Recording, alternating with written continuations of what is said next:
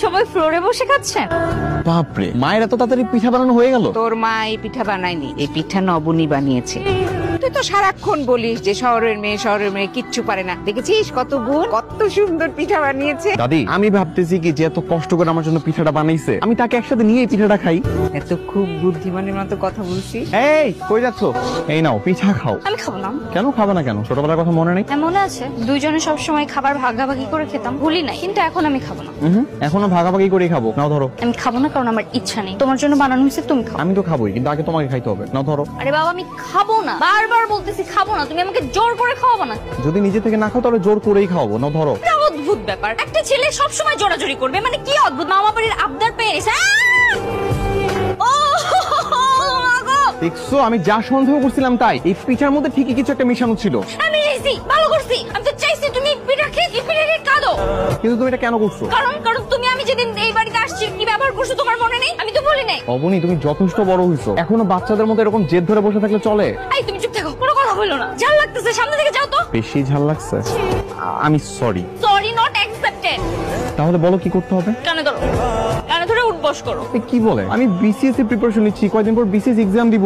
মানে তুমি আমাকে বলতেছো এত বড় একটা ছেলেকে কান ধরে উঠবস করতে, তার মধ্যে আবার বাড়ি ভর্তি এতগুলো মানুষ। ধরা লাগবে না, যাও তো প্লিজ যাও। সরি। হবে না এরকম, কানে ধরে উঠবস করো। হ্যাঁ বসতেছি তো।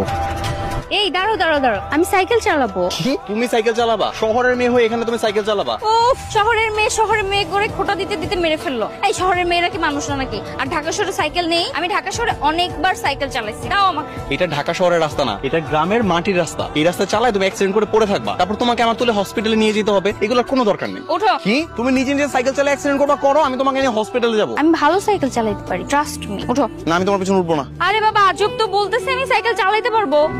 আল্লাহ, কি দোষ যে আমি করছিলাম। এবারের মতো আমাকে বাঁচায় দাও আল্লাহ। মনে থাকলে আর ওর সাথে আমি বের হবো না। আল্লাহ, এবারের মতো শুধু একটু বাঁচায় দাও। লা হাওলা ওয়ালা কুওয়াতা ইল্লা বিল্লাহ। সামনে আরে এরকম করলে আমি পড়ে যাব। আরে তুমি ঠিক মতো দেখে চালাও সামনে। আবার গোবর গেছে।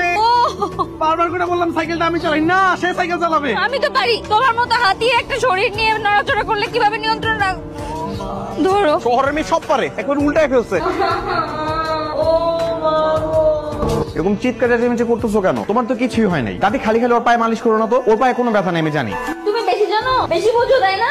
সারাদিন একটা খোঁজ নাও নাই। আমি কেন খোঁজ নিব? আমি অ্যাক্সিডেন্ট করছি? আমি যদি অ্যাক্সিডেন্ট করতাম আমি ঠিকই খোঁজ নিতাম। অ্যাক্সিডেন্ট তো করছো তুমি, তোমার নিজের ভুলে অ্যাক্সিডেন্ট হয়েছে। এই তুই চুপ কর তো, সারাক্ষণ খালি ঝগড়া করে, একটা কথাও বলবি না। হ্যাঁ, এত ঝগড়াঝাটি করো না, বুঝছো? কালকে ঘুরতে নিয়ে যাও।